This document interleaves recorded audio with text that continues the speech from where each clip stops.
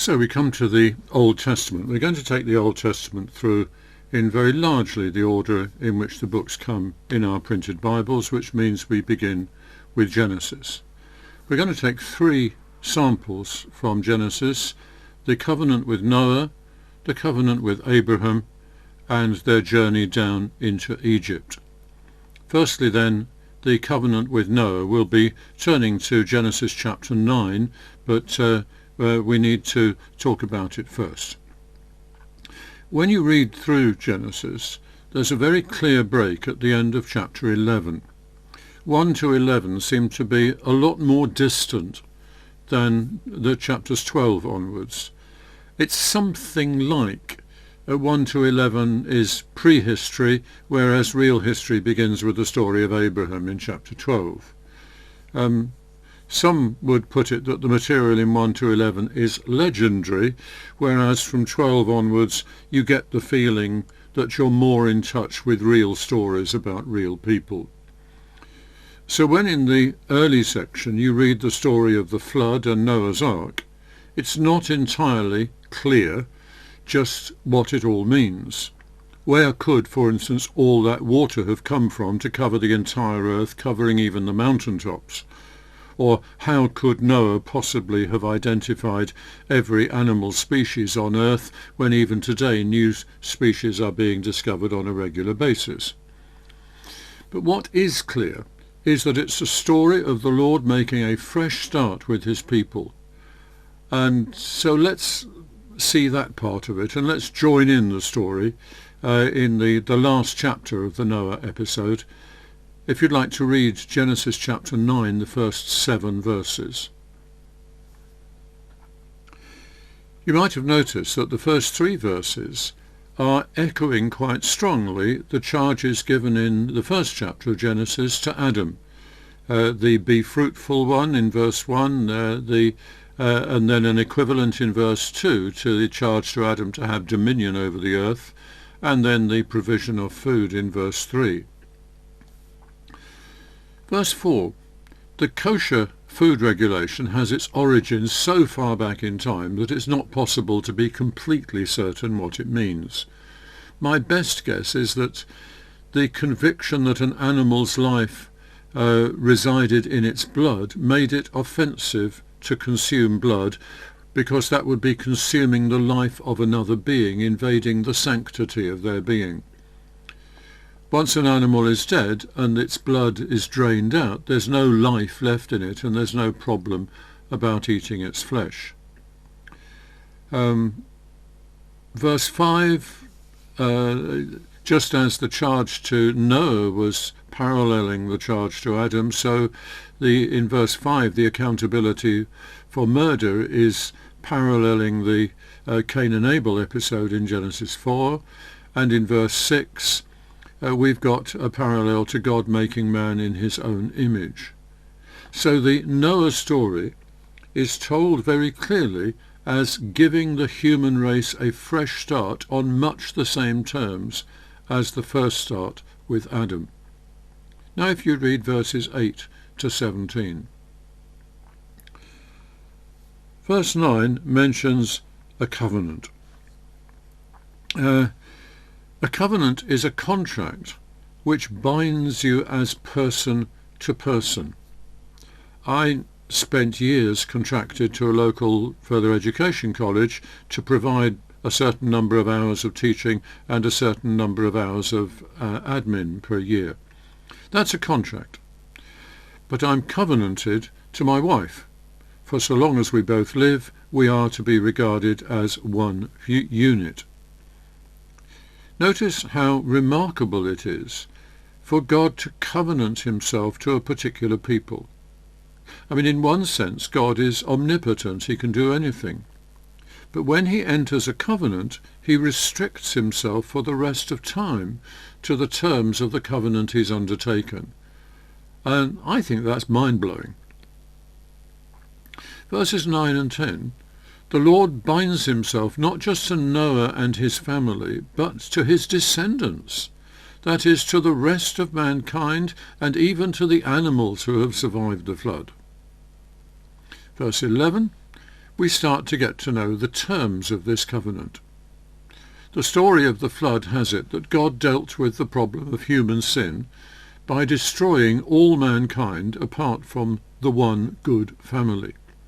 Here he promises he'll never do that again. Never again will he deal with the problem in that way. The problem will still be there. Presumably, as Lord, he is going to have to deal with the problem in some way. I mean, he can't resign from the job of being God. But those of us who know the rest of the story know that this is setting the scene for God to act in grace, for him to be offended by our sin, but to withhold the punishment we deserve and treat us a lot better than we could possibly deserve. Verses 12 and 13, the rainbow is the sign of this covenant, a reminder of the Lord's gracious commitment to all mankind forever. The New Age people once tried stealing the rainbow as a sign of their outlook, but they mustn't have it to themselves. Verses 14 to 16, the reminder, it says, is even the rainbow is even a reminder to God himself. I'm not quite sure what that means, but it's a marker put down. The Lord wants this marker to be visible. There are actually two versions of the story of God making the covenant with Noah, and there's one bit from the other version that I want to read. In chapter 8 at verse 22, as long as the earth endures, seed time and harvest, cold and heat, summer and winter, day and night will never cease.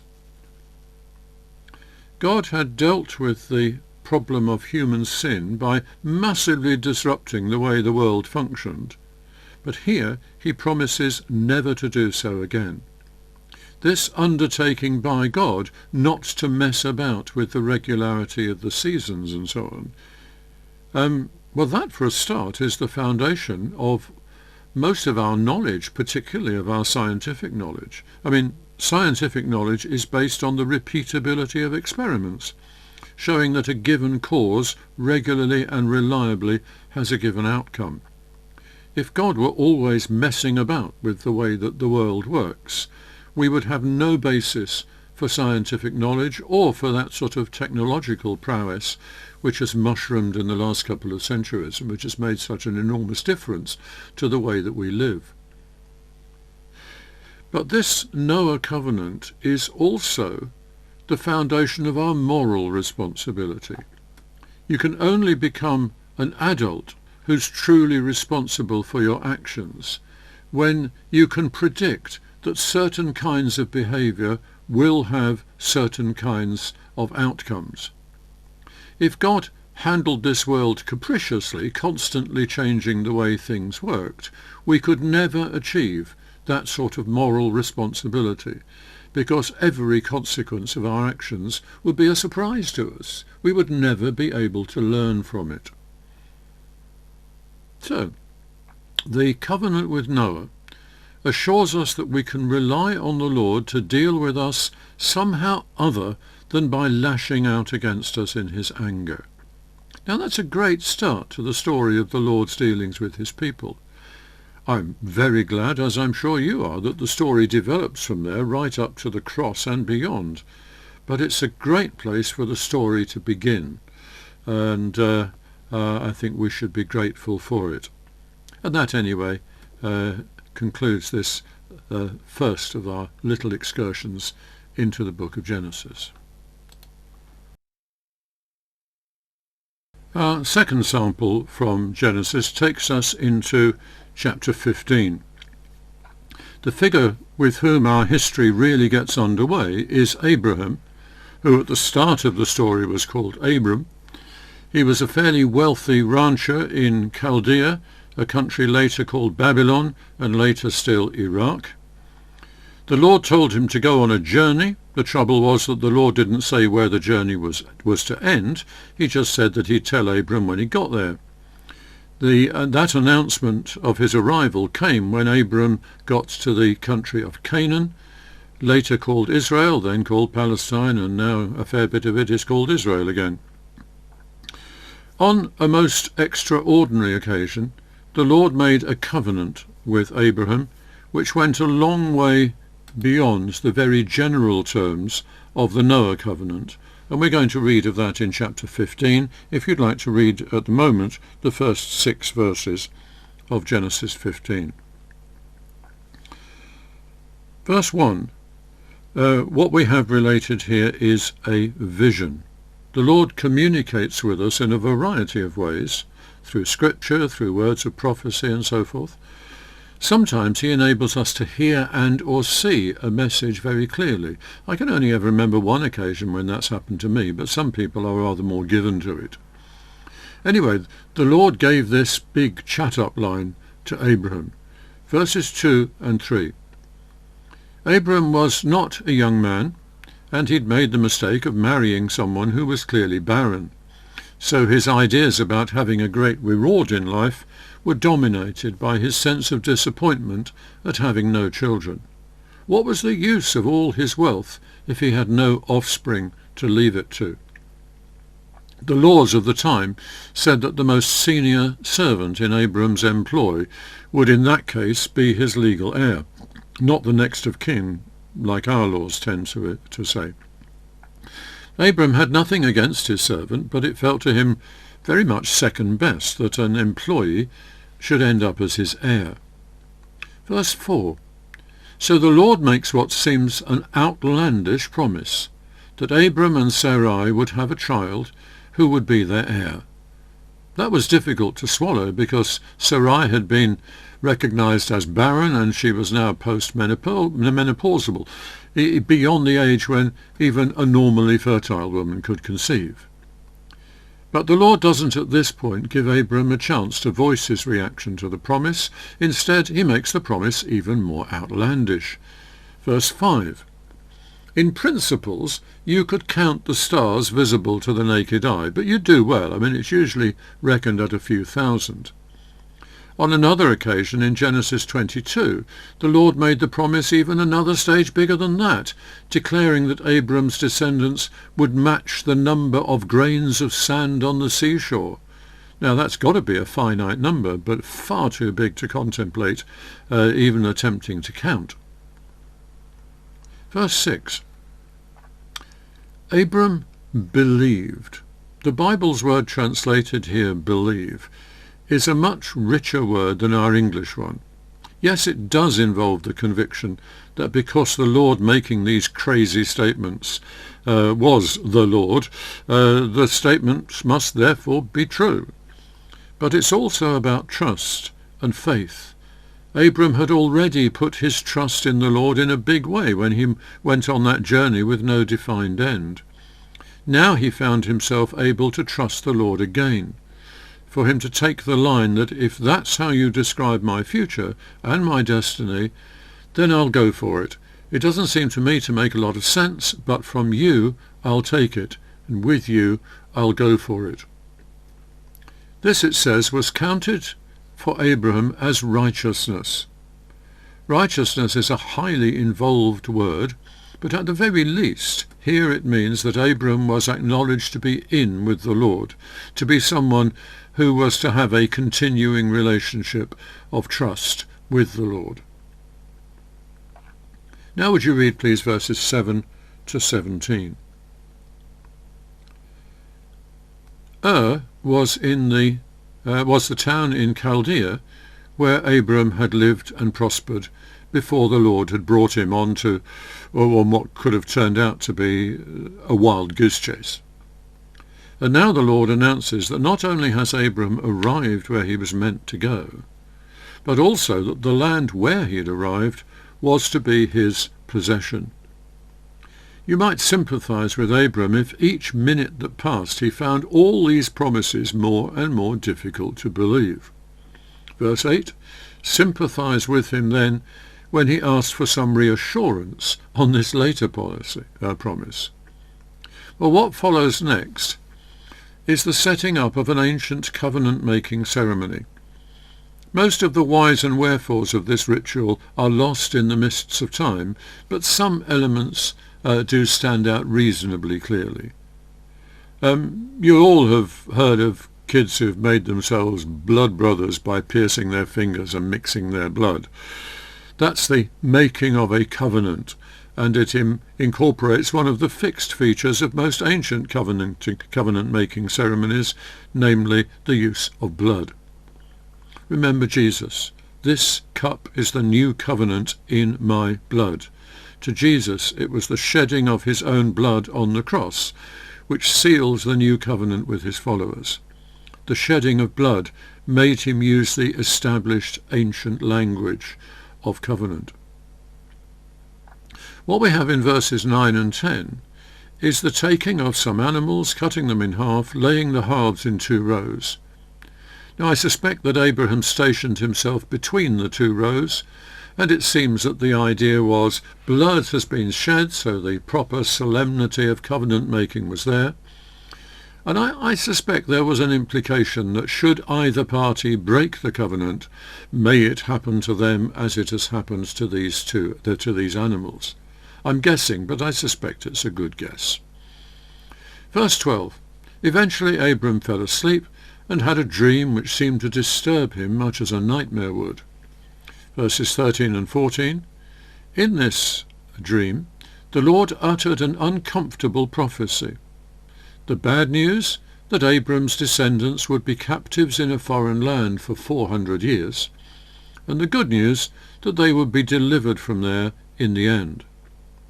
The prophecy was clearly referring to the time when Abram's descendants would go down into Egypt, initially as honoured guests, but eventually as slaves working on that nation's extravagant building projects. Their deliverance from there would be the Exodus under Moses. Verse 15, the better news was that Abraham himself would die in peace at a ripe old age and wouldn't have to suffer that captivity himself. There are several other places where the Lord opened up this covenant with Abraham. My guess is that the neat Abram believed the Lord hides some years of his wrestling with the crazy promises the Lord was making to him, and that the Lord had to keep at it until Abram finally got the message and really did believe it. There's just one other of those occasions that I want to look at. In Genesis 22, from verses 17 and 18, if you'd like to read them. The Lord's blessing will come to the world through Abram's descendants, through his seed. One of the themes running through the Old Testament is that the Jews were God's chosen people, and as such were supposed to be a blessing to the world. But one of the tragedies of the Old Testament story is that they rarely rose to that glorious vision, and all too often allowed it to turn inwards, so that in effect they were sort of grabbing the blessing for themselves, or worse, they forgot all about blessing altogether. In the New Testament it's very clear that the whole world should be blessed through one particular descendant of Abraham, namely Jesus. The New Testament is a missionary document in stark contrast to the Old Testament. It records how Jesus' first followers spread the word of that good news far and wide, and the New Testament encourages us to do the same. That's the end of our second sample in Genesis.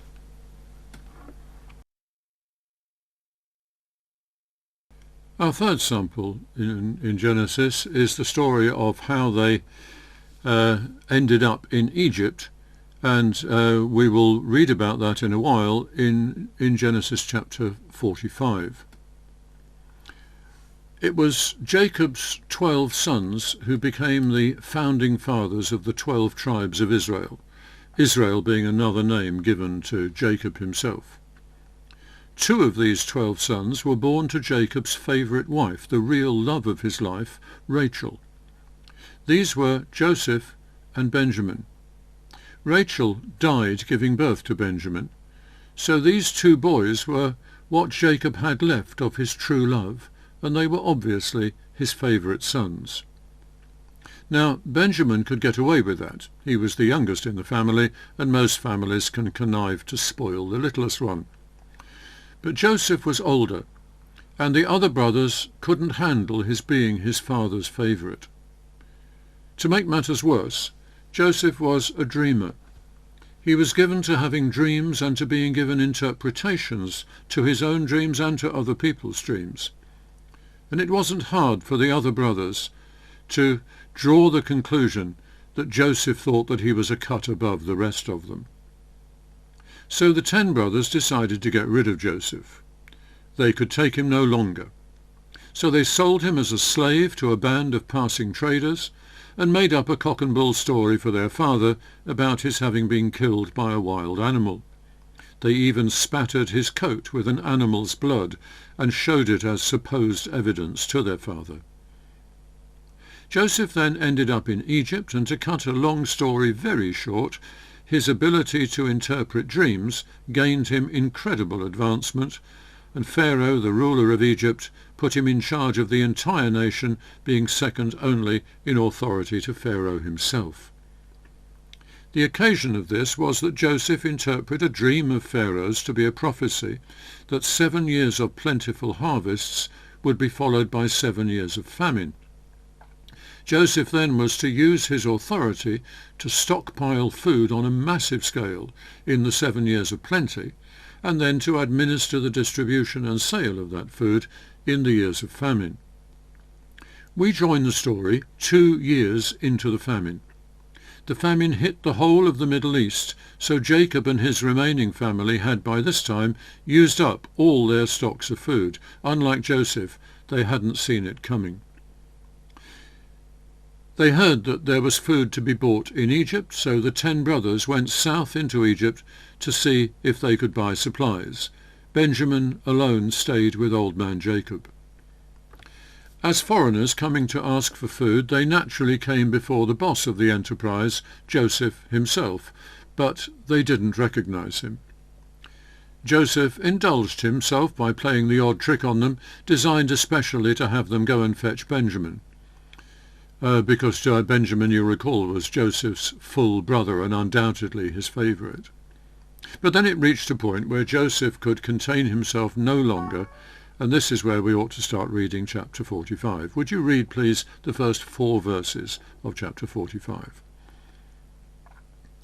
The brothers, on the receiving end of Joseph's tricks, had thought they were in deep trouble, and they were clearly afraid of Joseph. It can't have made matters any easier when he told them who he was. This man, who was clearly the most powerful man in all Egypt apart from Pharaoh himself, was the one they had so resented that they had sold him into slavery. Oh, whoops. Verse 4, he identifies himself as the one you sold. It was only Joseph and these brothers who knew that he had been sold into slavery. Everyone else only knew their cover-up story about the wild animal. So telling them this detail was as good as showing them a hidden birthmark which only family would know about. Double whoops. If you read verses 5 to 8, please. Verse 5. You did the dirty on me. That's how you exercised your position of power over me. But God has more power, and he has in fact overruled this situation and has made something out of it which serves his purpose of providing for his people. So sure, you did something wrong, but far more important than that is that God has used this situation to save our whole family. Verse 7, when God overrules, as like as not, it's in order to rescue people, to deliver them from the mess they've got into, and that's what he's doing here. Would you read, please, verses 9 to 13? They'd come to buy a modest quantity of grain to make the difference between starvation and just getting by. Now Joseph invites them, no, he instructs them, to go and get Jacob and the rest of their families and come and live in Egypt as honoured guests, so that they can get through the famine in some style. Read now, please, verses 14 and 15. It had got to the point now where revelations and instructions were not enough. Hugs and tears were in order. And now, please, verses 16 to 20. Pharaoh heard about the brothers and upped Joseph's offer of accommodation. Pharaoh even told them just to abandon all their possessions in Canaan. He'd see that they had everything they needed when they arrived. Now verses 21 to 24, please. It was time to give presents. Then 25 to 28, if you read, please. All the presents they took with them served as evidence to Jacob that their story was believable. All those years he had added his grief at losing Joseph to that of losing Rachel, and all those years he had had just Benjamin as a tie to the days before that grief began. Now he was unbelievably to have Joseph back, and undreamt of living conditions into the bargain. Wow.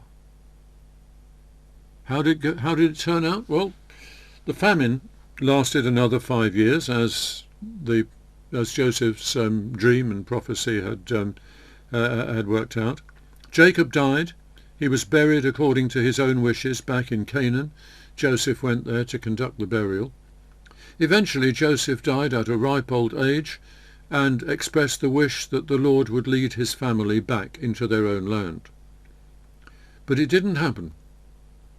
My suspicion is that they were too comfortable in Egypt to want to go back to Canaan and be pioneers and settlers all over again. As time passed, this increasingly large body of foreigners in Egypt became more and more of an embarrassment, and eventually the Egyptians turned against them. But that's another story in another book. This ends our looking at Genesis.